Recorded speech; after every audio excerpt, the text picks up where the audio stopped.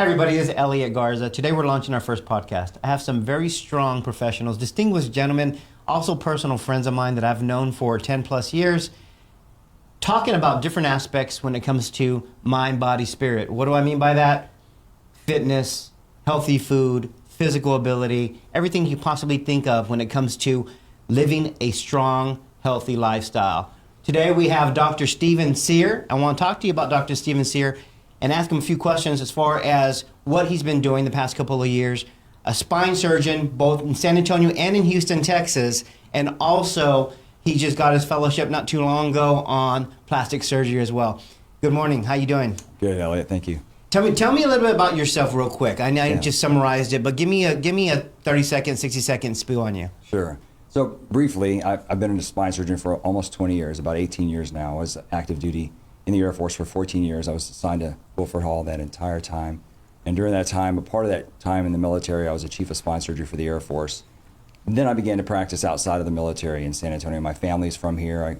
I finished high school here. I've been here for a long time. So I wanted to stay in my community and practice medicine here. So I've had a practice in San Antonio since 2004. And with time and fighting the battles that most physicians fight against the health industry and the health insurance control of medicine, I started to see a trend towards making it harder and harder for doctors to find, I guess, that passion and that initial impetus that put us in medicine in the first place against the insurance company that we were fighting. So I started to look at what I could do to make my practice better. I always have been interested in the aesthetic side of medicine. I've always been physically attuned. I've always worked out. I've been a football player. I played college football. And so as I got further along in my career, patients would come to me and ask me about physical fitness advice. How do I get in shape? How do I stay in shape? And of course, as a spine surgeon, as an orthopedic surgeon, my expertise is in the musculoskeletal system. So I would advise them on how to build their bodies. And when I do surgery, a lot of times as a spine surgeon, a lot of my surgeries are complex surgeries because I trained at the Mayo Clinic. So I do surgery through the front of the spine, from the side of the spine, from the back of the spine. And invariably, I had patients, both men and women, ask me all the time about, while you're in there, especially when you go through the front of my spine, can you take away a little bit of that? Can you tuck a little bit of this? And because I'm an artist at heart, I started to think about my cosmetic potential when I had patients on the table. And I started to realize that there was actually something I could do for some of these patients cosmetically beyond what I do as a spine surgeon. I can fix the structure of their spine, but some people, especially women who had children, had loose skin and excessive skin that made it hard for them to have a functional or healthy back because of the excessive weight on the front. And so I decided to do a fellowship in cosmetic surgery. I trained with the president of the American Board of Cosmetic Surgery. I did a 2-year fellowship in cosmetic surgery, not plastic surgery, but strictly cosmetic surgery. And so now I have a dual practice. I'm dual fellowship trained in both orthopedic surgery and spine surgery and also cosmetic surgery. So my practice now is a portion spine and a portion cosmetic. And the demand for cosmetic surgery and getting people to look physically, I guess, pleasant has really, really skyrocketed. It's becoming more and more prevalent now with social media. So, I think that this is a good part of my practice. I'm able to expand a little bit beyond the science and the typical algorithm that I thought in my head was what I was going to do for the rest of my life. Well, that's a great way to complement your expertise into other solutions that you provided for your patient care. And it's very important too, because patient care is everything. And again, I know I sound biased with you guys, me knowing you 10 plus years, 15 years or so, but at the same time, it's important that you surround yourself around people that you want to grow with, correct? So therefore, and I'm humbled to call myself your guys' friends. At the same time, there's other aspects within this group of people as well too, when it comes to internal health, right? Your food intake. Yeah. So we have Brian Conaway, and Brian is an entrepreneur. I've known Brian for a while. I've seen his transition and his growth, traveling everywhere and hustling, more my world of cold calling and building relationships and what have you. Tell me a little bit about yourself, Brian. Sure. So been in business about 20 years, specifically to the health and wellness industry. It's probably the best way to say it. From being personal trainer to running training departments, corporate wellness, specifically like with Lifetime, where oversaw multi-states, try to get employees healthier from blood draw, things of that nature, and then create healthy habits throughout the year to transform them so they would save money on their insurance premiums. And really, when I understood the difference between working with, small one-on-one individual mom, or mom or dad, or just, the average male, and then understanding it from the macro, from a big company, corporation, how do you change the population to be healthier? Understanding how, there's a direct correlation with obesity and majority of the chronic disease can be prevented through nutrition. So really just trying to break things down and just understand what's real. Then there's life, right? I'm from San Antonio, understanding the taco and barbacoa, there's that drive for those types of things. So how do you make it sustainable, things of that nature? And most recently, about 4 years ago, started my own healthy snack company with actually this guy next to me was a big part of getting me going with that. So we've basically been selling multi-states, all natural, real food, plant-based. Now everything's plant-based, but we've even gone through the keto phase with bone broth and things of that nature. But just healthy snacks, and then getting into also preventative things with cannabis and hemp products here specifically in Texas. Mm-hmm. Well, thank you so much for that, man, and congratulations on all your successes. And you being in the health industry there's a huge demand in it. I only wish you the best of success in the navigation through entrepreneurship. I know exactly what it's like. So guys like us need to stick together and keep rooting on. We also have Nico LaHood, former district attorney here in San Antonio, longtime friend as well, and loving father of 4 beautiful children, who's friends with my 9-year-old daughter also. So it's fun to get together at your house and just break bread once in a while. But Nico, tell me a little bit about yourself. The past 4 or 5 years, what's been going on, man? Well, as you said, I was the district attorney here in Bexar County for 4 years. I was honored to serve in that way, and that's a whole different podcast in itself, and I've talked about it many times before. But since then, been transitioning back into private practice. I was a private practice lawyer before, criminal defense lawyer for years before that, then served, and then I'm back in private practice. We specialize in state and federal criminal cases and allegations. But then also I'm really focused on my health. I'm sure it'll come up at some point in the podcast, but I had a health challenge, not just physical, meaning I had shoulder surgery 4 years ago. I went through martial arts all my life, most of my life, and then CrossFit, was very involved in CrossFit and different types of modalities of working out and trying to be healthy and can perform and things of that nature. But after going through that health scare, I really focused on health, truly health. What does it really mean to be healthy? Someone can look healthy, whatever that means. It usually means they look athletic, but are they really healthy? And so I went on this journey to try to figure that out, and through the prism and the lens of my faith. It's very important, as you know.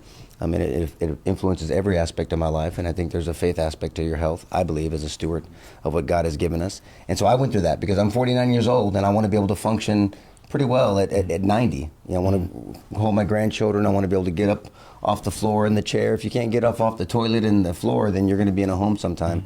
And so we got to take care of our mind, as we've talked about, and our body and our health. And just trying to hand over my best to my family and to God, and be around for as productive as I can be till about 90. 95 maybe, I'm okay. At least 90, right?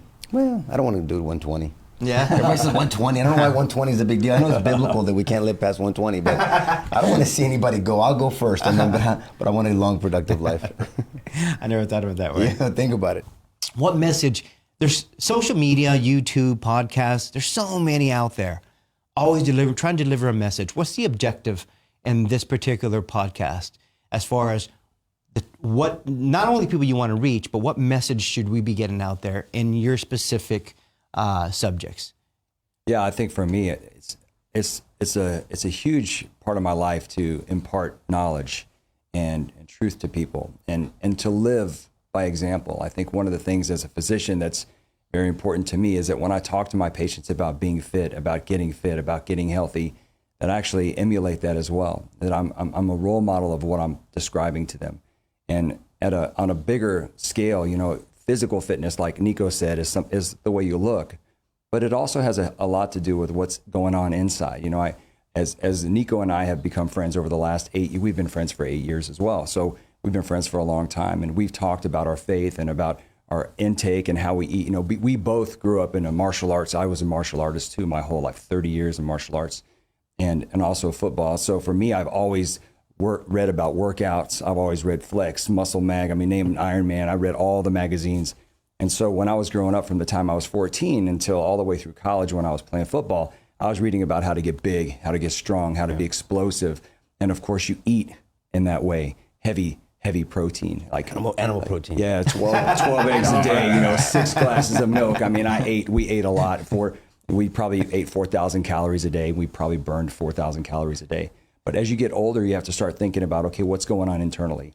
And Nico and I have had a lot of these discussions because it was not too long ago that I wasn't eating or drinking anything organic.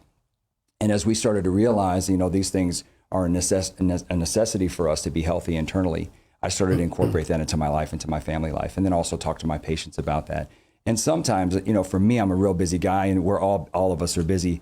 But I get out of the OR sometimes, and in my job, I'm over a patient very often 8 to 12 hours because I do big reconstructive surgeries. I'm not doing small, rapid surgeries where I have the ability to go eat in between. I actually literally am standing there and unable to move in a sterile gown for 8 to 10 hours sometimes. So I have to learn how to eat in a different way. I have to find ways to squeeze in my exercise. I have to find ways to eat healthy in that kind of schedule. And I also go, like you said, I jockey between San Antonio and Houston back and forth. And I'm also a father of 4 like Nico. So my life is very much a balance of everything, trying to emulate what I'm talking to my patients about for my kids as well, for my family. I want them to be healthy as well. For us all hopefully live to 90. We can all, be friends and have fellowship together for a long, long time. But I want to be able to do that for my patients as well. So I talk to them about that. So for me, the goal of this is to explain how do you live a balanced life, in balancing, like you said, mind, body, spirit, your spirituality, your faith. And in our case, our spirituality is our faith. And our faith is a huge part of everything we do and everything we think. And because of that, it's guided our lives. And I think our lives are more content for that. But it all builds off each other. I mean, just think about it. So it's not like you can separate it. We can't compartmentalize your worldview. Your faith is your worldview. Our worldview is a Judeo-Christian worldview. I think all of us here. But I talk to people that don't have that worldview. Yeah. And so for me, 1 Corinthians 6:19 says that your body is a temple of the Holy Spirit. It's not yours.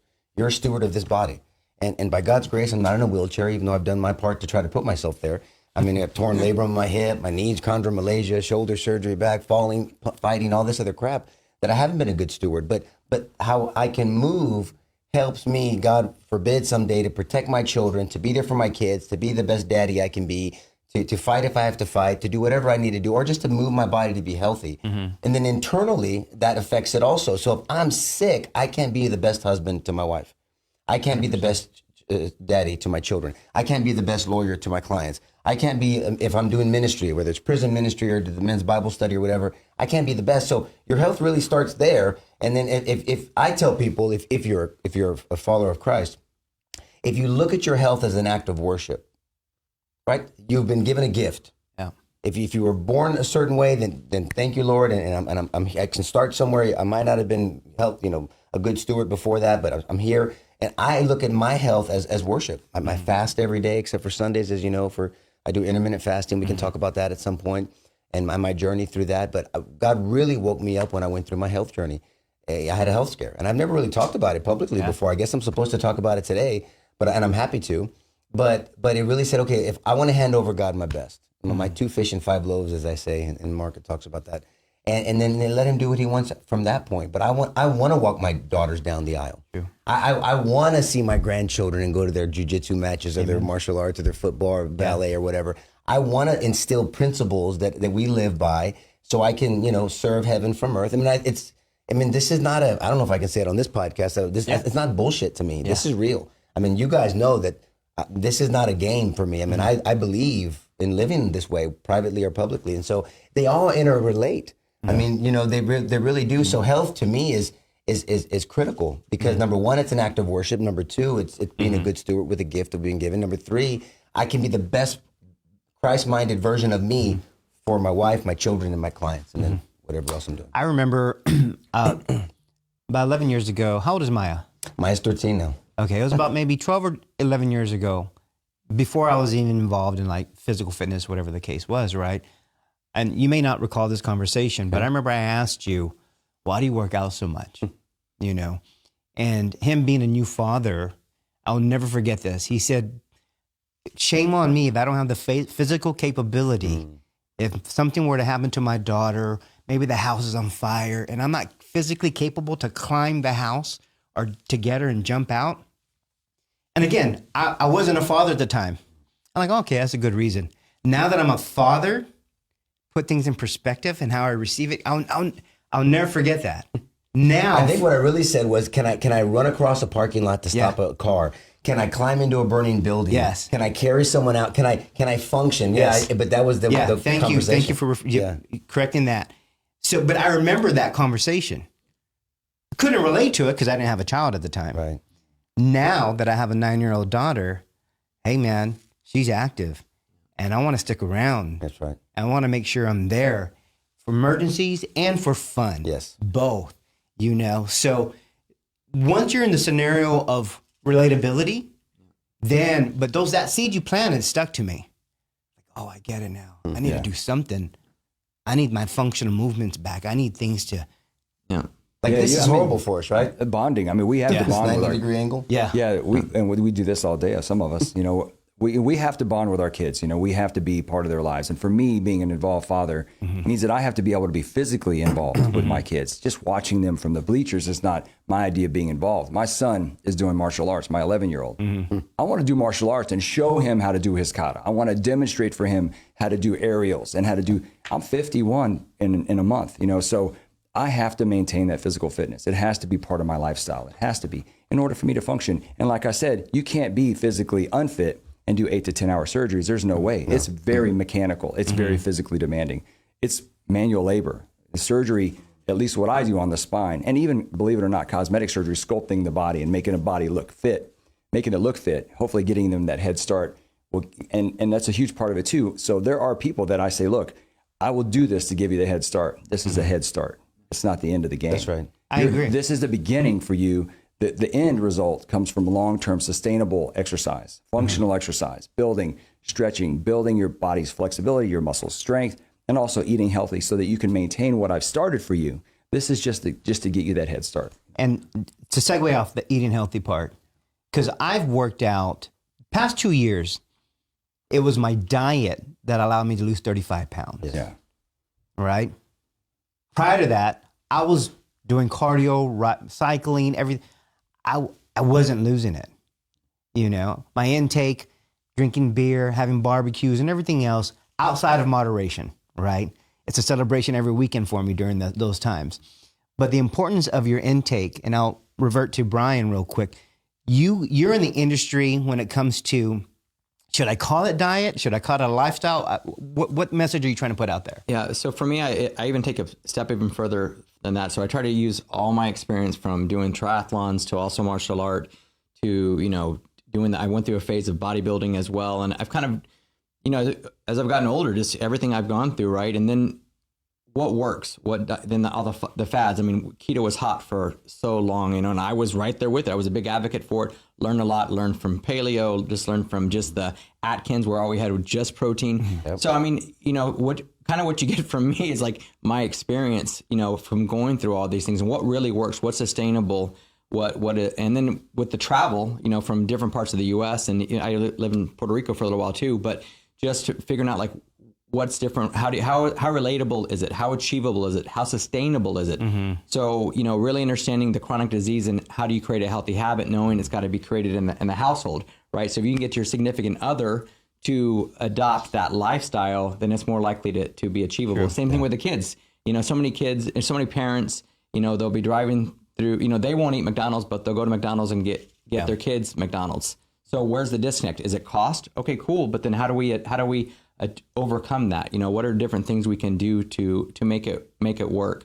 So, you know, with the nutrition, like I said, it's just, is it cost? Is it the demographic? You know, the clientele in Dallas is completely different than the clientele, you know, in San Antonio. Then you get into the CrossFit cults, or, you know, I'm also a member of F45. How is it different from like a Lifetime Fitness? Do they have a cafe? What's, you know, is it more, where's their anaerobic threshold? Are they trying to burn more sugars, more fat? You know, are they going through hypertrophy? Are they going through strength? You know, are they trying? Do they need to lose weight? Should they even be doing plyometrics? All these things that it can be like a chemistry project, right? So I'm trying to create bite size information for people to adhere to, and then to digest it. Because as I put out content, and my social media is pretty much an open book. I put everything out there what I eat, and people are probably tired of seeing what I eat. But I put it out there just for awareness. You know what? Hey, if you go to this part of town, what could I order? Or maybe it creates that mindset of like, I never thought about pairing those two foods together. Then you get into sleep, you get into body, so I just say my 4 pillars that I adopt now, my mindset, it's of course exercise, yes, diet, sleep, and then body treatment, from cryotherapy to, cold plunge, compression, infrared sauna, cupping, massage, all those things. So again, there's so much, but it's just, and I know that nobody's ever going to be perfect. I'm far from perfect, and I'm still learning. I'm trying to educate myself. And to your point of being around people that are smarter, all I do is just try to involve myself with people that have much more knowledge, whether it's in general or in a specific area, and just put that out there, it's got to work long term. Well, I strongly believe the people who are motivated to make a change are the ones who are willing to receive the information from other professionals who have gone through it. Yeah. You mentioned social media, and you say people are probably tired of me putting stuff out there. But when you plant seeds on the ones who are motivated, who are willing to receive it, no different than 11 years ago when he gave me an example why he works out. You don't know when that seed's going to grow later. It's funny you say that, but just like almost every day, and like specifically just yesterday, I had 3 people directly DM me, hey, where's that protein that has apple cider vinegar that's plant-based? Hey, where can I get that bread? Hey, but it's literally they asked me questions, and I don't know when I necessarily posted or mentioned certain things, but they remember whenever they're ready, they're going to come to you. Your question, though, Elliot, you made a comment when people start these things, it's lack of knowledge. Hosea 4:6 says there's a scripture that says, my people perish for lack of knowledge. Ignorance is not bliss. I love that. Ignorance is dangerous. And so I was ignorant. I mean, I was the 9 egg white every morning, pound of beef, all lean meat. I went paleo, keto, all this stuff. And then I had this health challenge, and this is my challenge. And then I went on a journey. I studied blue zones. We can talk about that as you guys want to talk about it. They've heard me talk about it already. I mean, blue zones and other people and civilizations that live long lives with good minds and good movable bodies. And they're not doing CrossFit every day. I'm not anti-CrossFit. I'm just saying that when you look at longevity studies and different doctors that I try to learn from, because I don't do any studies myself. My body's been a study. My 49 years have been a study. I know what I did here, and I looked a certain way, but functioned, then got injured. How did I get over this injury? And then I got this health challenge. Oh, crap, woke me up.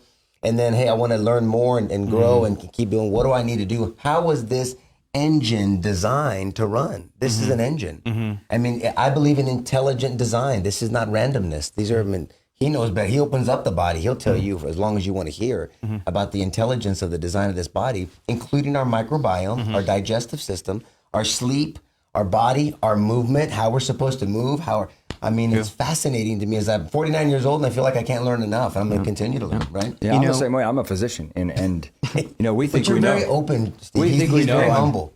We think we know everything. We don't know anything. The more I learned in medical school, the more I realized we're morons. And it's funny because people they wear their title on their sleeve and they think, well, I'm a physician. I know.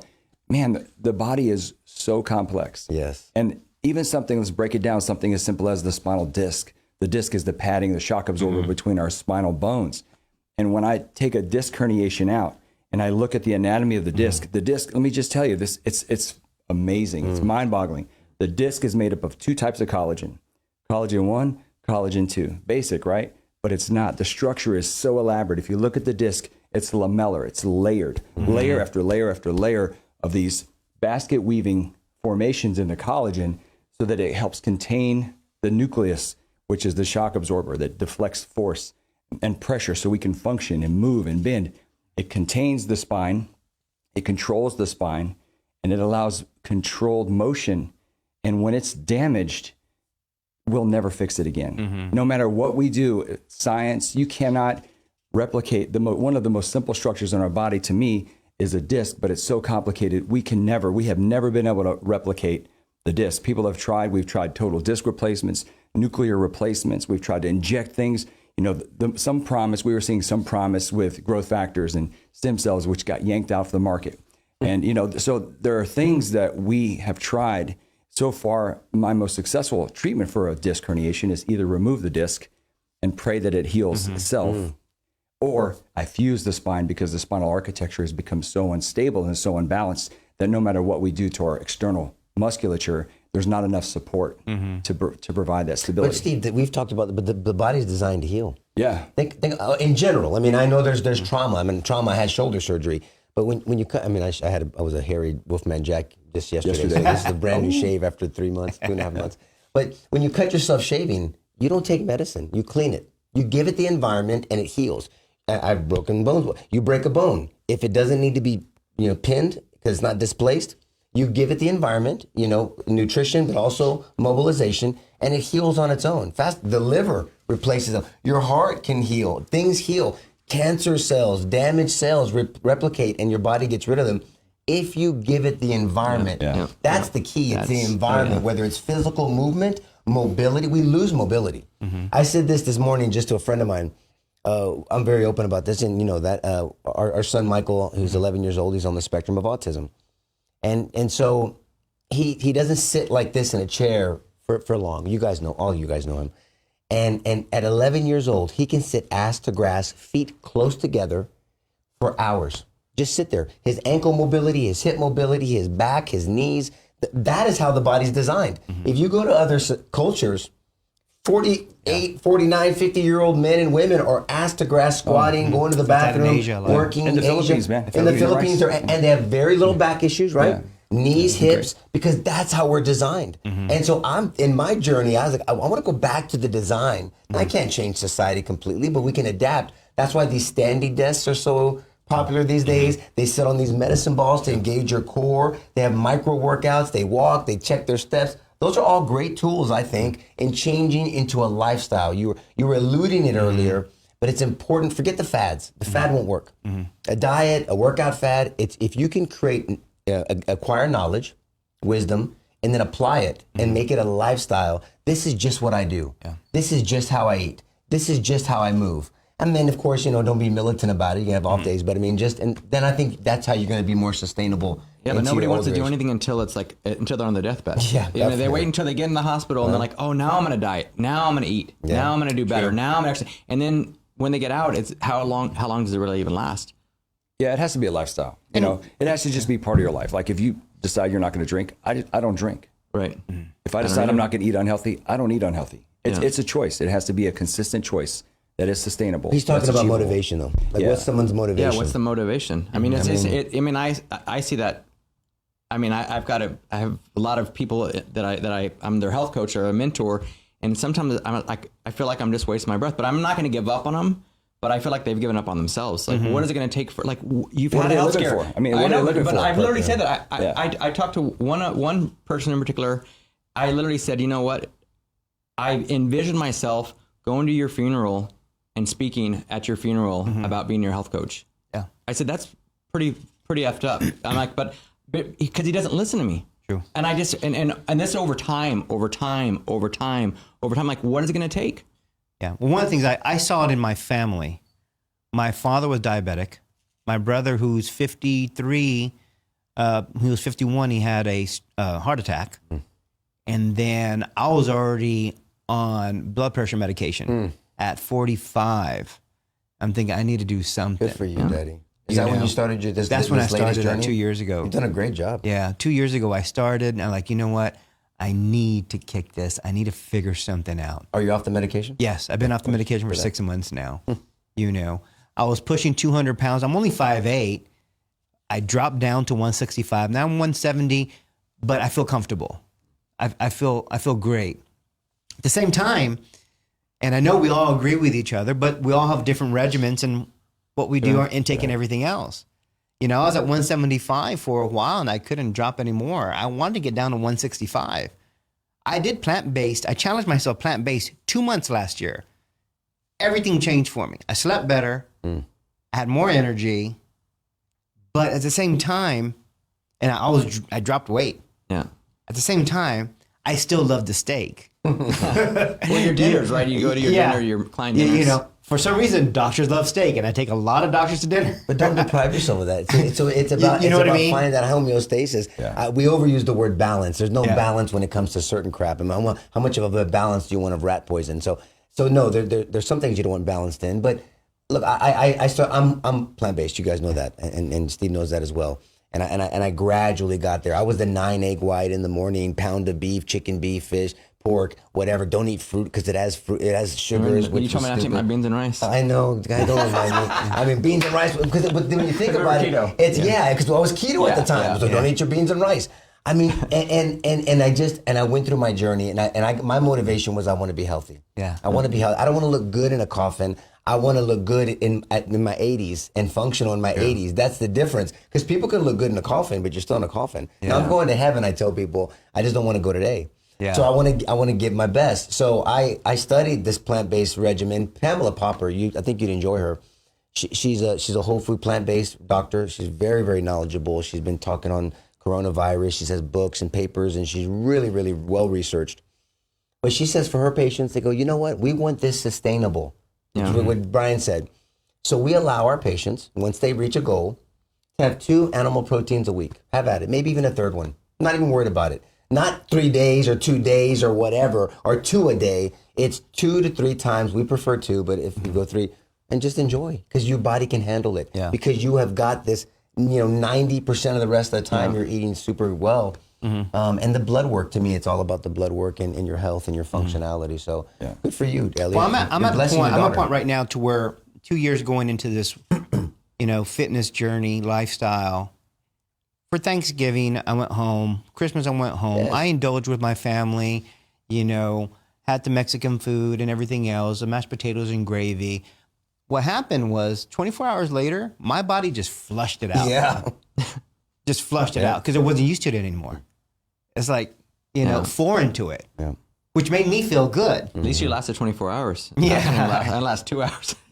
So you completely redesign your body to understand what the new norm of intake is, right?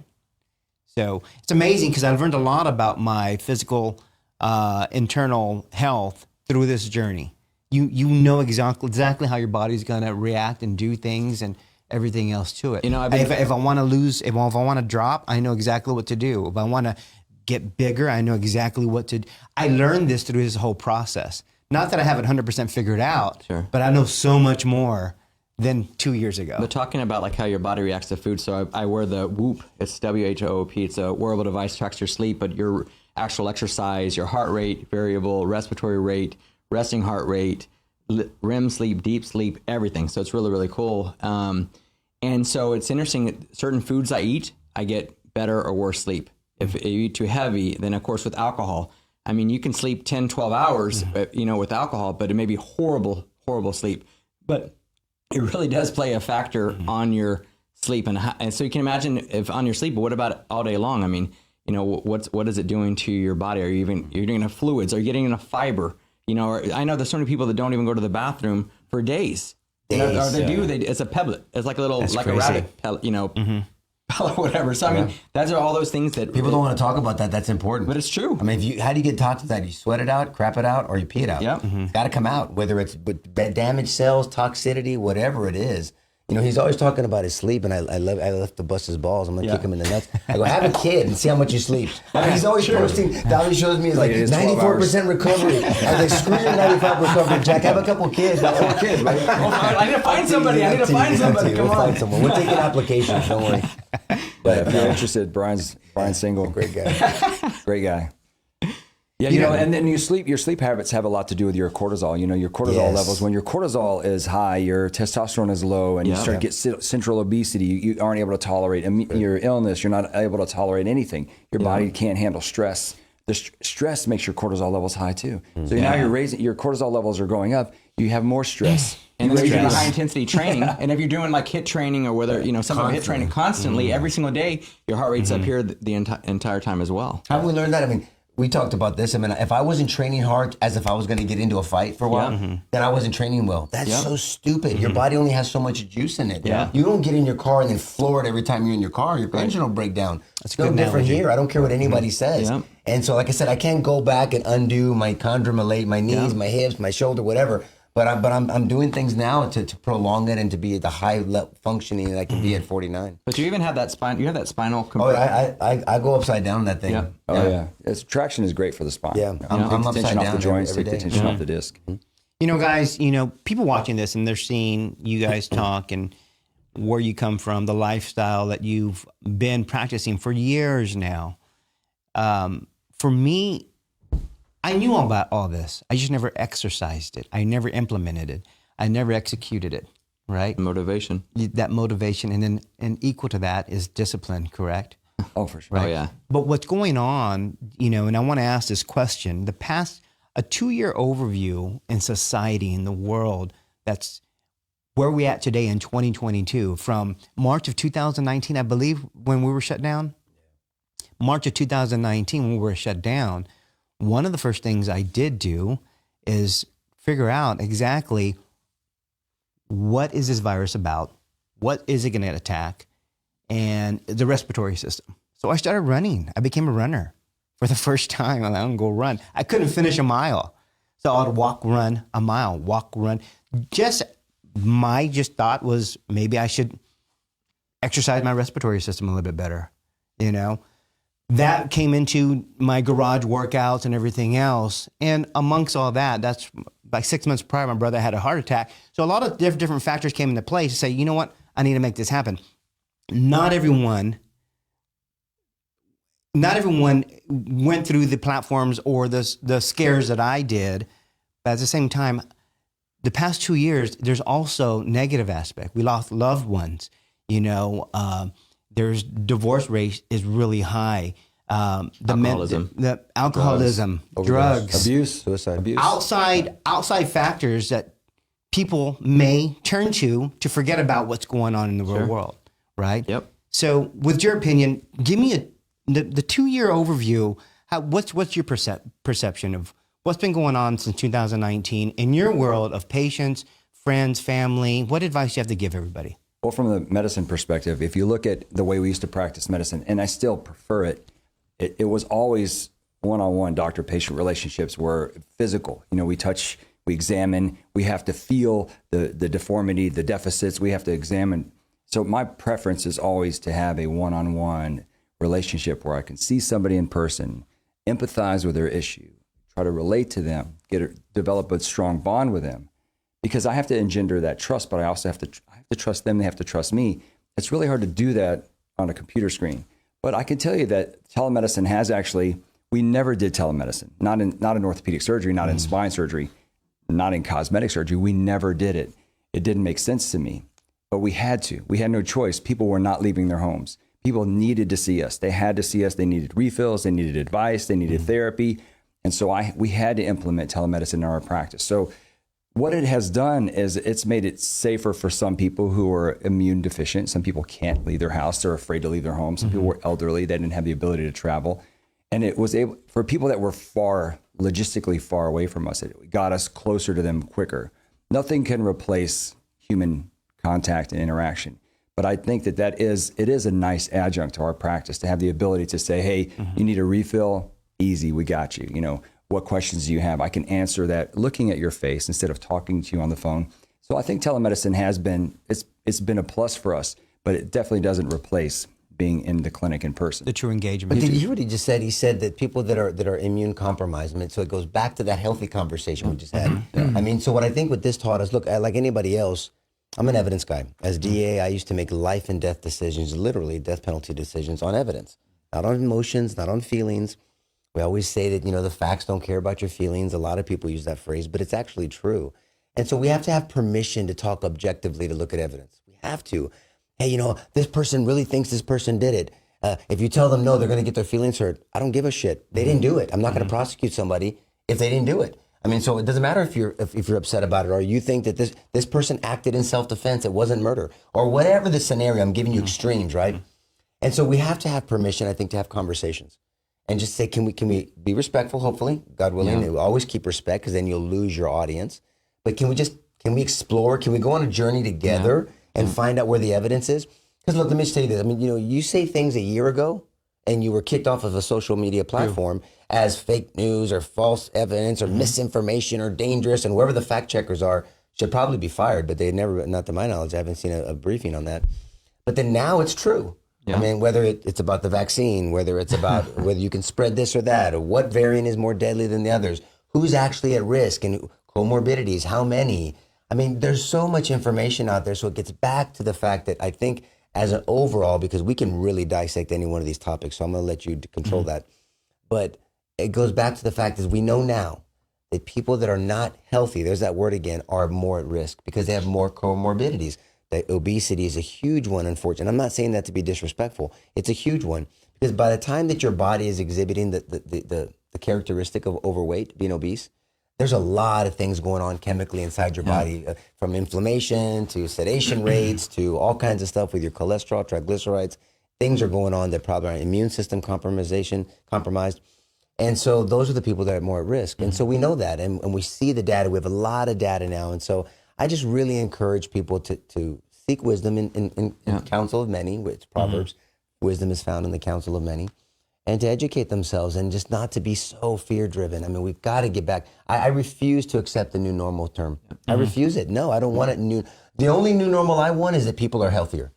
Is that people are worried about their immune. That's the only new normal I want. Maybe it's a wake-up call to society. Like, hey, wash your hands when you go to the restroom. Yeah. Hey, how about washing your Don't hands? sneeze your boogers How many on times me, have I ever just seen cover your people mouth, leave the whatever. restroom without washing their hands? Well, I mean, whether you go one or two, please wash your hands and wash them for 20 seconds. You know, people are just not, they're careless with their health. They're careless as even as simple, like I said, as washing your hands. But it goes way beyond that. Spend 20 to 45 minutes exercising. 20, how many minutes or hours of the day do you waste? I mean, you need to do something physical. You need to do something. You have to exert yourself. You have to eat healthier. You have to take care of yourself. Maintain your hygiene, maintain your physical fitness. All of those things have an impact on whether or not you respond well or poorly to disease. Well, society thinks now you can. I feel that most people in society thinks you're only going to die from COVID. Like I feel like that's. I literally posted that today on my story. I'm like, I did. I feel that people only think they're going to die from COVID. No disrespect again to the people that we have lost, but there's always underlying conditions, which I was so happy to finally see CNN, Dr. Sanjay Gupta just recently posted that, you know, people are more likely to die if they're obese. They're more likely to hospitalize. They're more likely to get more severe, and they're more likely to die. He actually broke the percentage down, which to me, I felt like, granted, it was long overdue. And for the people in our space, we're like, no, hello, we know that. But at least it's being finally brought to attention. Let's talk about immune system. Let's talk about healthy behaviors, you know, and what can we do to at least get healthier, and whatever that may be, whether it's just And stop politicizing our healthcare. Yeah. When you politicize the church, it goes to hell in a handbasket. You politicize academia, meaning our schools. Our schools have been politicized. I mean, teachers' unions and this, and kids going back to school, and a 5-year-old being masked. Please, if anybody, just pray about not masking your kids. That drives me batshit crazy. It just does. Can you imagine children are not in that subcategory of cohorts that are in danger. That's an evidentiary fact. I mean, we don't have a pile. I mean, there's not a jiu-jitsu school in the country. I've always said, I wish somebody would study this. Where all the jiu-jitsu schools with piles of kids and adults passed away are sick as hell. And you didn't get any closer than jiu-jitsu. Well, they're all on top of each other. I mean, right, minus sexual intercourse. I mean, it doesn't get any closer than jiu-jitsu. You're breathing, you're sweating, sometimes bleeding, you're on each other. I mean, all my kids do jiu-jitsu and wrestling. And so it just doesn't, and if you get sick, here's the deal. If you have a symptom, stay home. Thanks for the heads up. Whatever virus, whether it's the rhinovirus, sounds bad, right? It's a cold. Whether it's the flu or whether it's corona, it doesn't matter, or COVID, SARS-CoV-2. Just stay home if you have symptoms, or at least, don't overtest. And stay healthy. I mean, like you said, Absolutely. the key is to stay healthy so that you can battle. You're not going to avoid illness in your life. You're never. You will not. Everyone's going to will get sick, but how you respond to that illness is the real issue. And if you're healthy and if you're in shape, you're most likely going to be fine. I do know a couple of younger, healthier patients that passed away. A good friend of mine who's a martial artist, a police officer not too long ago, 45, really in shape. Bicycle, he was on a bike all day long. He was a bicyclist as a police officer. He worked in the park. He was in shape. He was fit. He was 45, and he passed away from COVID. Those rare examples are out there. But even when it comes to what I do every day, surgery, we see a 45% complication rate. 45%. with what you obese do. patients. In what you do. With obese patients in surgery, period. Oh, okay. When you make an incision in somebody's body, if they are considered obese, they have a 45% chance of having a complication. Not all extreme complications, but a 45% chance of a complication. That's extreme. That is. You know, you don't want to have a higher risk of infection, a higher risk of wound breaking open. We call that dehiscence. A higher risk of your fusion failing. All of those things related to weight. So if you take care of yourself, even if your body mechanically falls apart, athletes, no matter, I mean, I beat myself up all the way through college playing football. I've had 3 surgeries on my knee. I have surgery on Wednesday. I'm having another reconstructive surgery on my knee. You can't stop that part of it. Your spine may become unstable. Your discs may become torn because you work out or you lifted wrong or whatever. That stuff happens. But if you're physically fit, you can recover. You can rebuild. You know, it may not be like you're 20 again, but you can fight illness. You can recover from surgery. Your risk of complications is lower. In general, you know, you're going to mentally, you'll be in a better place. All of those things are interrelated. So you just have to So think about it. let me, and this might revert back to more spiritual, biblical, faith-based, but correct me if I'm wrong, Nico. Fear is paralyzing. Fear is paralyzing. If you're afraid of something, you don't want to exercise that or go into that room or go into that space because you have the sense of fear, right?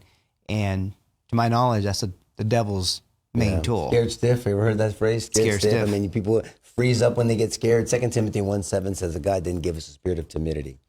I love teaching on Jairus, the story, the Jewish synagogue leader in Matthew 5, when he leaves, Mark 5, when he leaves his daughter who is dying to go find Jesus, because there's this first century Jew that's healing people. I don't know. The scripture doesn't tell he believed that he was Messiah, but he said, this guy's healing people. I'm going to go find this cat. And he goes and he leaves his dying daughter in this huge crowd, and the woman with the blood disease, and she gets healed. Her faith healed her, and she reached out and she fought through the crowd and all that. And then the men from the house come, and after Jesus says, yes, I'll go see your daughter, they said, Jairus, why bother the teacher? Your daughter's dead.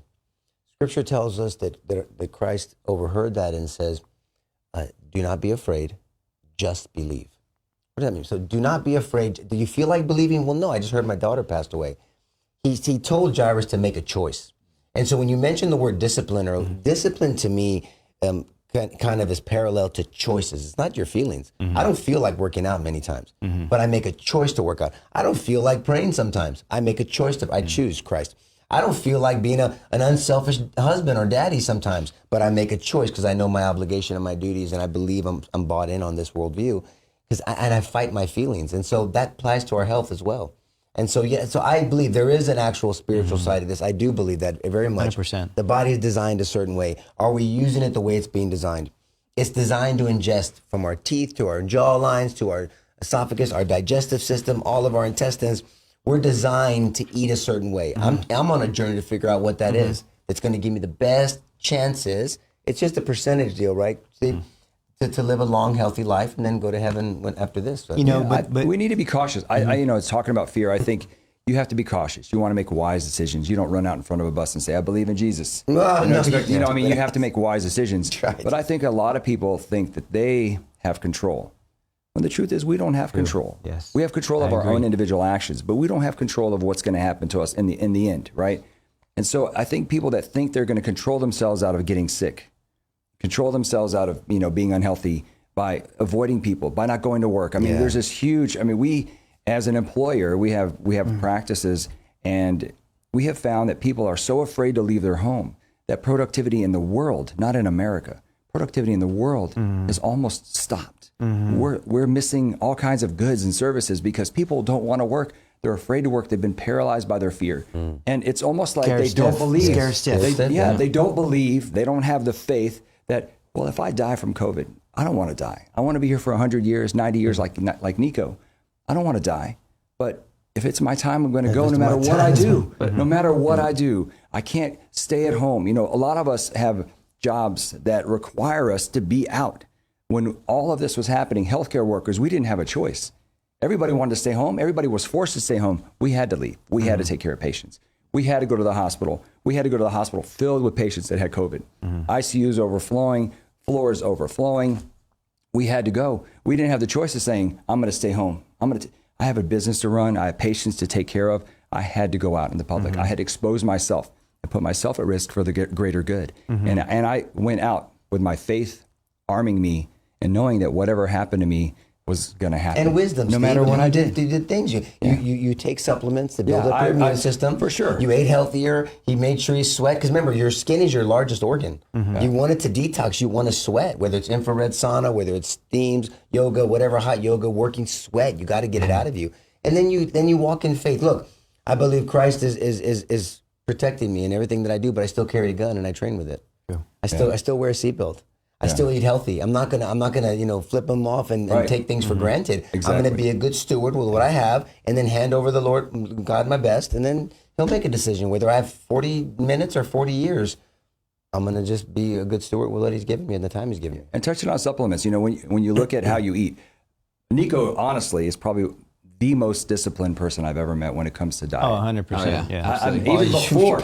Even before his health scare, he was the most disciplined guy I knew. And I've known professional bodybuilders, professional athletes. Collegiate athletes. I was a collegiate athlete. And doctors, of course, we're not that great at nutrition. We don't learn that much, to be honest. Everything I know about nutrition, I learned outside of medical school. Yeah. But Nico is the most disciplined guy when it comes to his diet that I know. But most people can't get everything they need through their diet. And maybe even Nico doesn't. So we have to supplement. So I supplement. I have a nutrition line. I supplement. I do things like vitamin C, vitamin A. I do vitamin D3, help boost my immune system. I do, because you can't get it all on your diet. I also take beetroot, which produces nitric oxide. What's nitric oxide all about? Everything. Nitric oxide is amazing.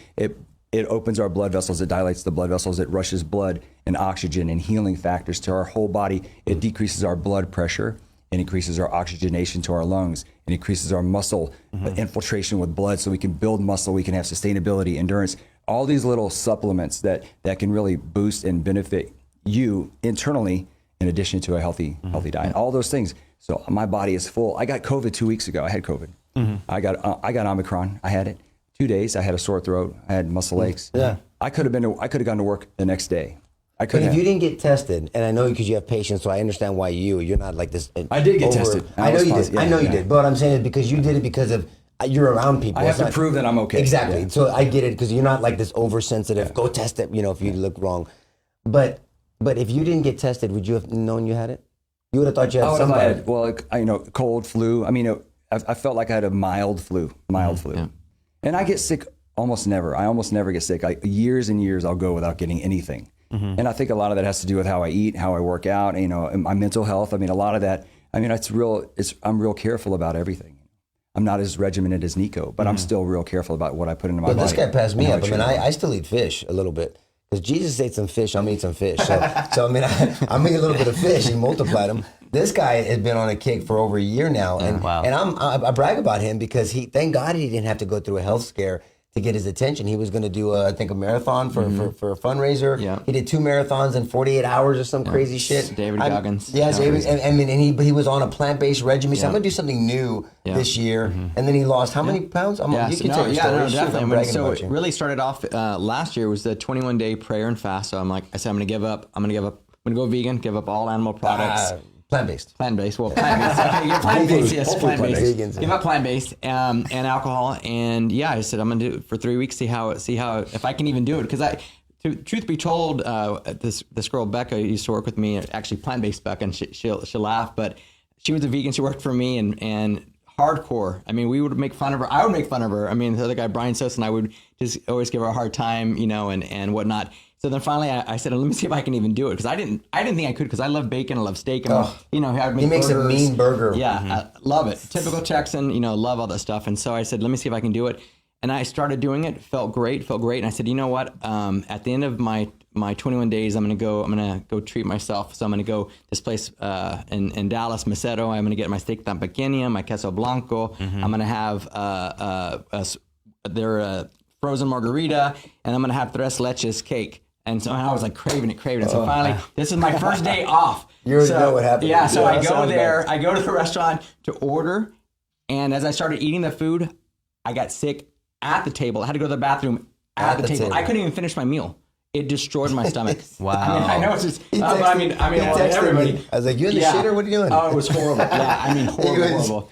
So, yeah, so that made me really realize, like, man. Hey, we're trying to get you a girlfriend, man. So True. Well, but you know what? This is life. You so, get them raw. You get them raw. Yeah, this is it. But yeah, so then I just decided, I'm like, well, let me see if I can. I think I need to go back to it. And then that's when David Goggins was doing a I love 2 David marathon. Goggins, It was basically run 4 miles every 4 hours for 48 hours to raise money for mental health awareness. And then actually I surpassed it. I ended up running 2 marathons in 48 hours. Felt great. Wasn't sore. I mean, I was blown away. I didn't honestly, I hadn't been training for it. Yeah. I documented the whole thing. So, obviously I would always put it out there. So not, one of these fake people or whatever. But anyway, and I did it. It felt great. And so it just was an advocate of just, I need to stick with it. So yeah, it was pretty crazy. But, I do want to say about the kind of this platform and the whole thing with the last 2 years, because for me, and even with my own experience, and to his point, I ended up losing 30 pounds.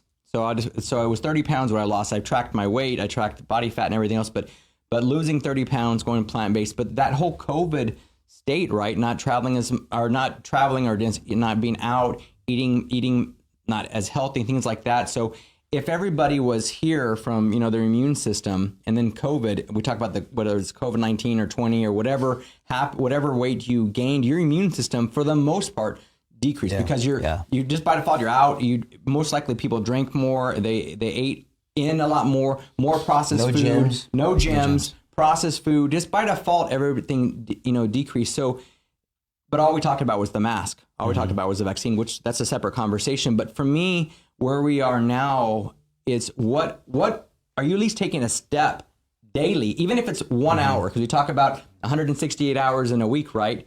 So, I mean, that 24 hours in a day, at least 1 hour, you're trying to do something better. You're focusing on whether it's that one meal. Maybe you're trying to cut back a little bit of sugar. Maybe you're trying to get a little bit better sleep, just something. Because I've realized with coaching so many people and being in that space for so long, it's got to be bite-sized. It's got to be achievable. You got to feel the small wins, right? Just something. I'm just doing something. Maybe I'm taking, I included a supplement, just something, It takes 6 weeks to see a difference. Like I tell people all the time, you're not going to go to the gym. When I do rehab for surgery, people do six weeks of rehab. They're like, why does my back still hurt? I'm like, six weeks? Have you been to the gym in your life?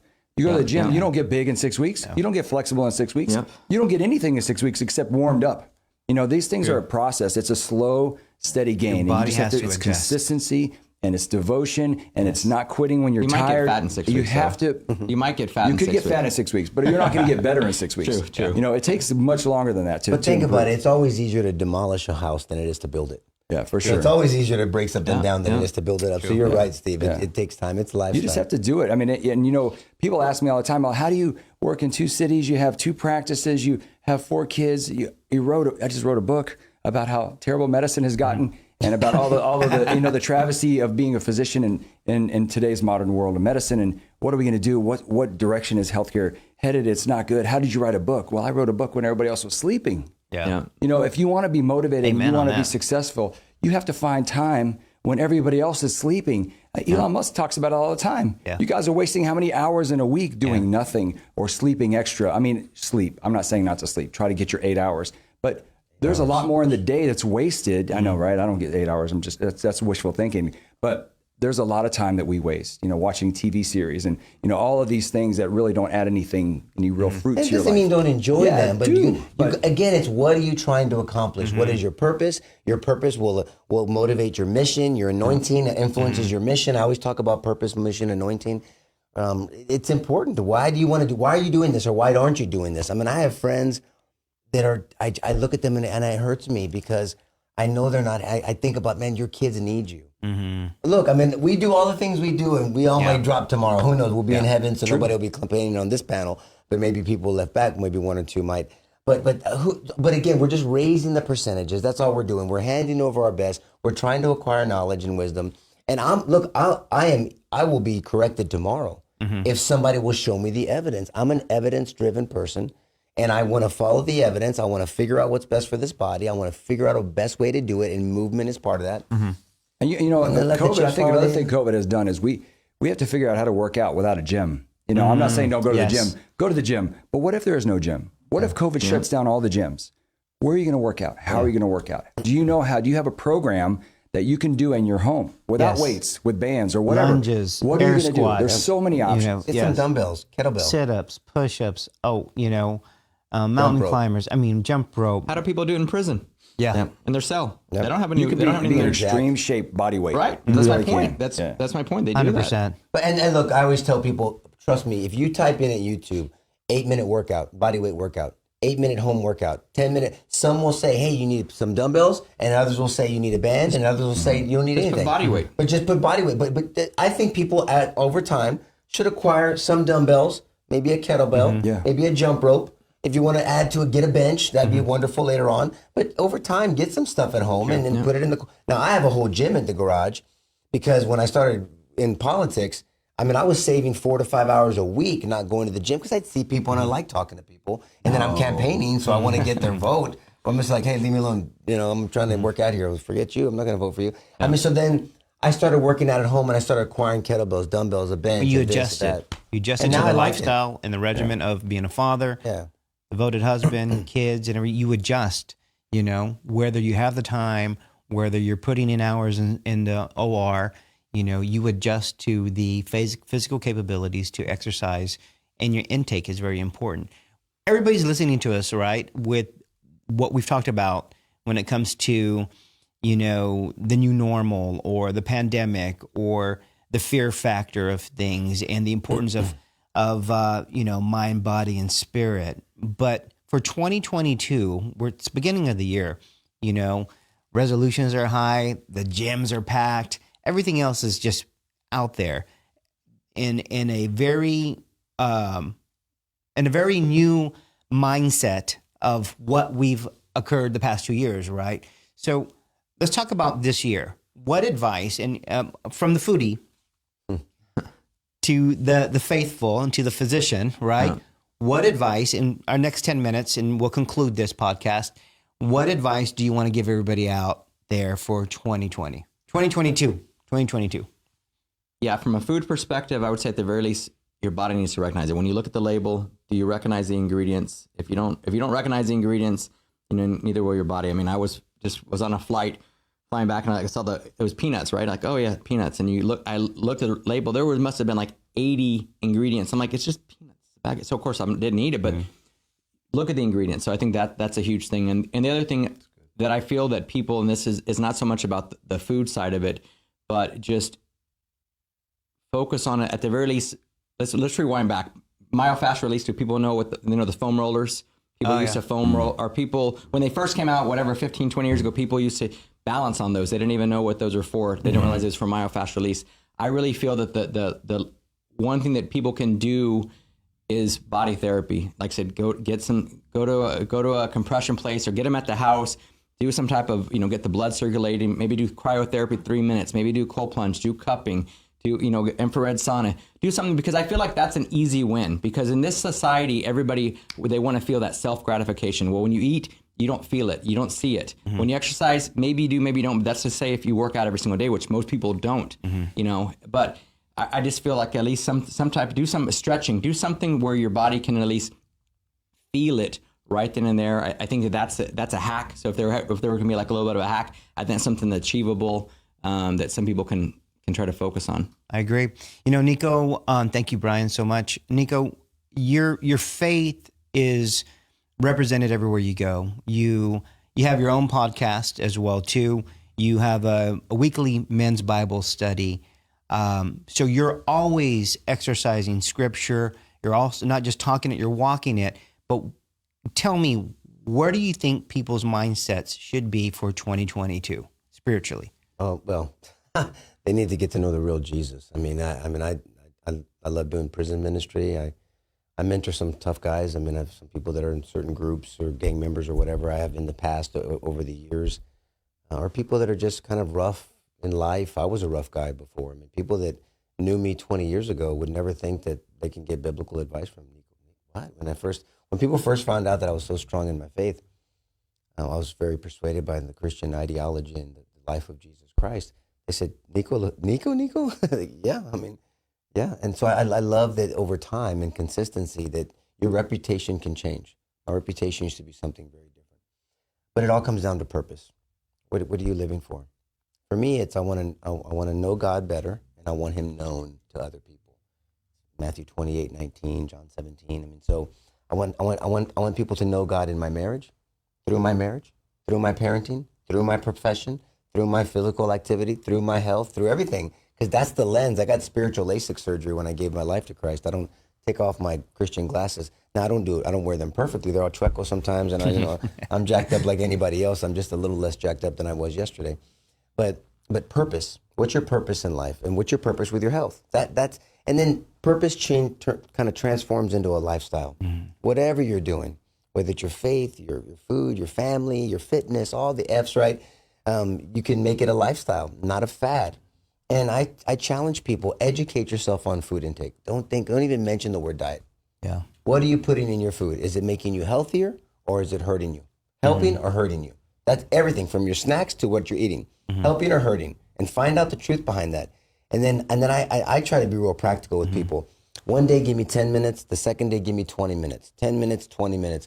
People can find 10 to 20 minutes alternating days. Yeah. I promise you, man, you will see a fast walk for 10 minutes, you're done. Maybe do some planks, air squats, you're done. 20 minutes, maybe a little longer, because you do some mobility work along with a HIIT workout, a little shorter, just get your body moving. And then you want more. Then you can say, I want 20 and 30. I want 20 and 40. I mean, I don't work out 2 hours anymore like I used to. I don't have the time to. Yeah. Some days I do work out longer, and some days my warm-up is longer than my workout because of all the old injuries. And I wake up in pain. That's just a fact. I wake up in pain. I've been hard on my body. And so I warm up my body, and I say, Lord, well, thank you, I'm not in a wheelchair, and I can bitch about it all I want, or I can say, I'm not in a wheelchair, Lord, thank you. I can't undo those things that I've done in the past, but what do I need to do from this point forward? So purpose and lifestyle, I think, moving forward. I mean, if you don't know why you're doing it, you're not going to do it. True. That purpose. Answer the why. Dr. Steven Sear, I admire you because you're so involved with, your children, your family, outside of all the hours you put in the operating room, so to where it leads to situations as far as when the cliche, I just don't have the time to work out. I don't have the time to do this and everything else. It's a great motivation and inspiration to see what you're doing, not only just as a husband, as a father as well too. Give me your perspective and your advice for anyone watching for 2022. How to implement, what do you think people need to go in with a mindset, physically and mentally as well? Yeah, life is about trying to balance your responsibility, but part of your life should include taking care of yourself, because you are a more effective everything. Like Nico said earlier, you're a more effective father. I'm a more effective husband. I'm a more effective physician. I'm a more effective friend, person, follower. I'm a more effective everything if I take care of myself. So it has to be part of your lifestyle that you are building your strength, building your flexibility, and you don't compromise that. If I get out at 11 o'clock at night, that morning I know I'm not going to get home till 11 o'clock, 12 o'clock. Sometimes I travel from San Antonio and I get here at midnight, sometimes 2 in the morning. What do I do that day? I was in the operating room at 7 in the morning. That morning, I do 100 push-ups for sure. I stretch when I get up, and before I go to bed, I stretch every day, twice a day. If I don't stretch, all of us, like Nico said, we're sitting in this position. Every muscle that's bent is contracting. Our hips, our knees, there's nothing worse than getting stiff. And one of the worst things that our body experiences as we age is stiffness, lack of mobility. And our function is dramatically negated when we have stiff muscles. Everything is moving. It's like walking with the brakes on. It's like driving with your brake and your gas on at the same time. All of these things that are happening that are happening internally to the mechanical structure of our body is compromised when we have lack of physical fitness, lack of flexibility, lack of strength. So you have to find, at the very minimum, stretch every day. At the very minimum, nobody has so little time in the day they can't do 100 push-ups. I don't know how long it takes most people to do 100 push-ups. I'll knock out 100 push-ups real quick. But 100 push-ups, 50 to 100 sit-ups. Even if that's all you do and you stretch, start there, and eventually as you start to see the progress, you start to feel the benefits of that. You start to see that you feel better. You start to look at yourself and you look better. There's more motivation. It's like that paycheck. You get that next paycheck. I got 2 more weeks of energy, and then you just keep pushing yourself the next level. Go dive into the microcosm of your body, start figuring out how you're eating, what you're eating. If you can do it through your diet, amazing. Most of us will probably need a supplement, You know, make sure you know what supplements are healthy, what brands are healthy. We have a whole nutrition line. It's not a plug for my nutrition line, but look at supplements that your body needs to boost your immune system, build your physical fitness, build your muscular architecture, do things that help build you externally and internally. And then mentally, all of that will come together. Our focus is our faith, right? Yes. When I've had struggles and trials, and I mean, as a physician, my book chronicles all of those things, but I got through all of the troubles and the trials in my life because of my faith. I would dive into Psalms every night. I would read how David was facing all these trials way worse than I could ever face. And those things can sustain you. So that focus and that faith-centered life makes you a better person. Yeah. And so for me, that's a huge part of who I am. My faith it drives everything I do. And that will drive you to want to be better and healthier internally and But externally. get people like-minded. Yeah. You know. Yeah. Oh, That's- yeah, for sure. We call each other all the time. We did a couples Bible study with Nico and his wife and several of our friends. We did a group Bible study with Nico and our friend George, who's an amazing theologian. And we've done all these things to improve our faith. And improving our faith improved our relationships amongst our family, outside of our family. And we have to, iron sharpens iron. Find people around you that want you to be successful, that want to motivate you, that are happy to see you succeed. One of the things that I've done in my life is we've had times in our lives where we are so busy out there in the social scene, trying to give back. We felt so blessed. We all came from very humble beginnings, my wife and I. So when we started to see success financially, we're like, who can we help? What charities can we support? But when you get out there, what happens is you start getting affiliated and associated with people who may not necessarily want you to be successful. Yeah. And so Run for office. Have a really small circle of people that you really know want the best for you. When you're successful, they feel the success with you. When you're sad, they mourn with you. I mean, you need to get around the right type of people to motivate you and to support you and to lift you up. Man, but I'm sorry, I just can't. Go for it, Nico. But you can't give what you don't have. I promise I won't turn this into a sermon, but it's Matthew 22:36. Love the Lord your God with your heart, mind, soul, strength, everything. That's your identity. That's where you get your definitions. That's where you get your purpose. And then, equally as important, love your neighbor as yourself. Yeah. But you can't love your neighbor as yourself if you don't love yourself. If you're not comfortable in your own skin, love if you yourself. don't understand your purpose, Man. but the only reason why you love yourself is because you know God's crazy. He's Yes. batshit crazy about you, that he bankrupted heaven for you, for each Yes. one of us. When Yes. people get that message, then they live differently. So it's faith, family, fitness. All those things get influenced by that because you look at the world differently. Your chest is, you breathe differently. You know you have something waiting for you. You have hope. You're not distressed by all the crap that can go on in your life. Yeah. You live differently with a different purpose. So you love God first. He loves you. That relationship is solid. You know that you are just loved eternally. And then, wait a minute, I got a lot to give to somebody. I want to love you. Why? Because you got the Imago Dei in you. I don't know you from Adam, but God is crazy about you, whether you know it or not. I'm going to show love to this image bearer. This image bearer has the image of God like I do. He doesn't realize it yet, or she, and I'm going to love that person. So if you need $20 from me, Elliot, but I have $10, I can't give you $20. Think it's always a capacity issue. Sorry, Steve. You know, you triggered me and I all jacked up, and I wanted to just make a comment. I tried to make it as short as I could, man. No, Well, like Nico said, when you have a faith-focused life, when you're thinking about your faith, the struggles that you go through. I mean, we've all experienced death and loss. The last 2 years have been terrible for the world. I mean, so many people have died, and it's a travesty. But how do you get through those things? How do you get through these trials? How do you get through loss and sadness and failure without that focus? I mean, how do you do it? How do you look for the future? How do you have hope for the future without that faith?